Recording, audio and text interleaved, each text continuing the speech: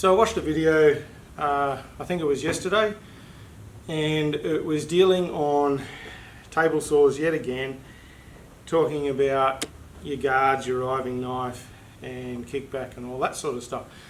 And it just inspired me a little bit to make this video, just to address a couple of things, 2 or 3 things. Firstly, I still can't believe that people are pulling guards and things off their saws.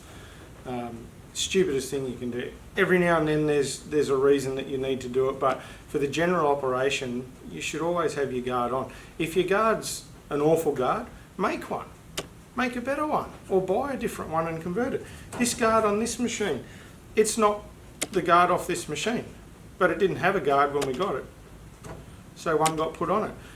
Yes, this type of guard limits this machine because it's mounted to the riving knife here, so I can only get, so much height. I can only get a cut of about 2 inches high on this, but that's fine because that's all we're doing with it. But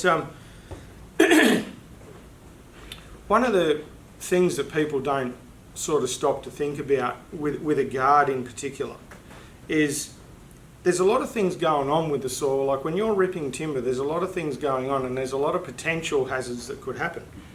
Now, what the guard is saving from happening to you is, one, doesn't happen all the time, but often you can get chips. Like if you don't have that guard on there, you can get chips flying off the top of the saw here and hit you in the face.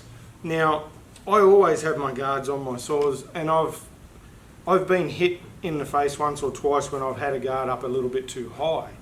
Now, thankfully for me, it was only small chips and it sort of got me around here, not directly in the eye.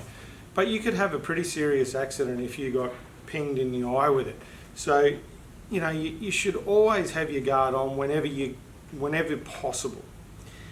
The second thing, and I have addressed some of this in some detail when I did the video on using a table saw, but the riving knife is an absolute must. You must not use, what did I knock off then? You must not use a table saw with no riving knife. What happens when you're ripping timber is your timber, depending on how it's conditioned and how dry it is or how green it is or whatever, when it comes off the saw, it doesn't always come off straight. More often than not, it'll either open up or it'll do this and then it'll squash back in. Now, if you have no riving knife on your saw, when the timber squashes back in, it's riding on the back teeth of the saw here. And what that is prone to do is to throw the timber at you. So you could call it a kickback. So your timber's it's cut through the front side of the saw, and as it's come round, it's hitting on the back saw and it pushes back at you. So the riving knife is there to try and stop, or at least minimise how much the timber is pushing in against the saw. So generally speaking, your riving knife is like a cigarette paper thinner than the saw blade. Obviously, if it's thicker than the saw blade, then your timber won't run through. But so it's just a whisker thinner than your blade. And as I said, it's designed so that as your timber bends around in on the saw, it hits that riving knife. So it doesn't stop the timber from hitting the blade, but it stops the timber from hitting the blade with force. So it's hitting that riving knife, so it's still keeping, more or less a saw kerf gap at that point. So you can still feel it, and you can still feel it wanting to buck on you if it's a very stressful piece of timber.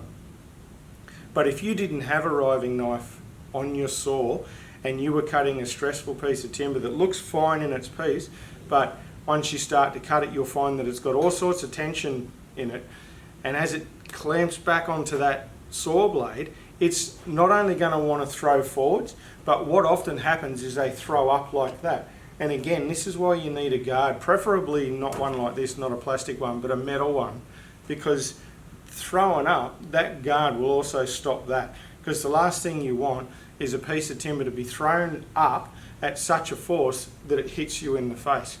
And believe me, it's certainly possible.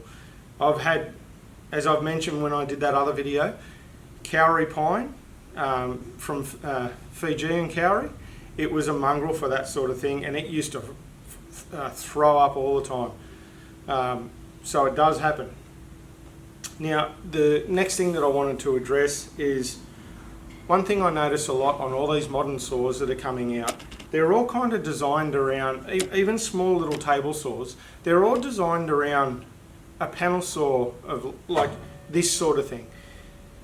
This predominantly is a panel saw, a board saw. It's for cutting up board products. It's not really designed for cutting up timber. Now, the way the fence arrangement works on this is a really poor design for cutting timber.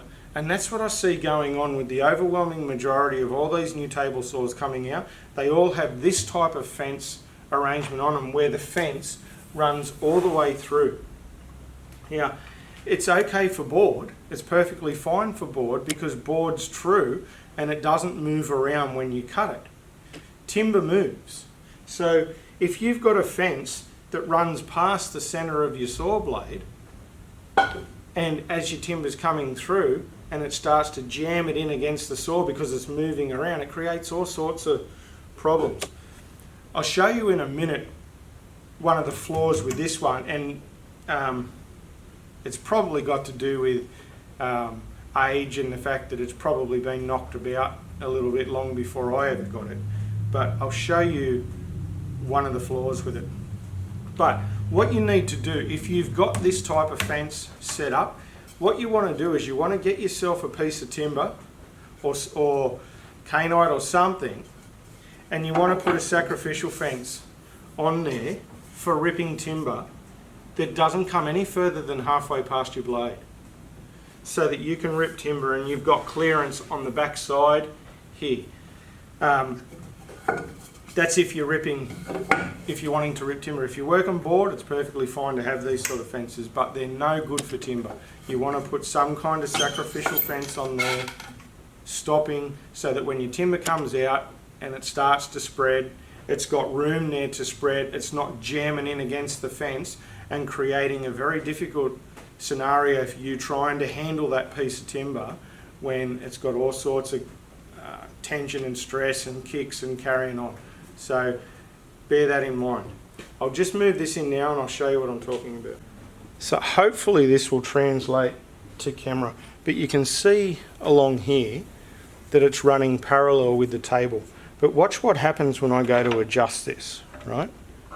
So I'm winding it out. Can you see the gap up here? And I'm still tight down here. So as I'm winding out, so then when I go the other way, see that? Look, we're now looking at 10 mil, like 3/8 of an inch gap there, and I've got nothing here. But when they go the other way, it's even worse. This one used to go the other way, but it fell off the, I don't usually have it on, and it fell off the saw the other day, and I think I might have bent it. But you can see there, like, as I said, like, it used to go that way when I adjusted it the other way, so something's gone wrong here. But anyway, but you get the point. Like, if it was around the other way, you're in big trouble. So that's the point as to why you want to have a sacrificial fence on there.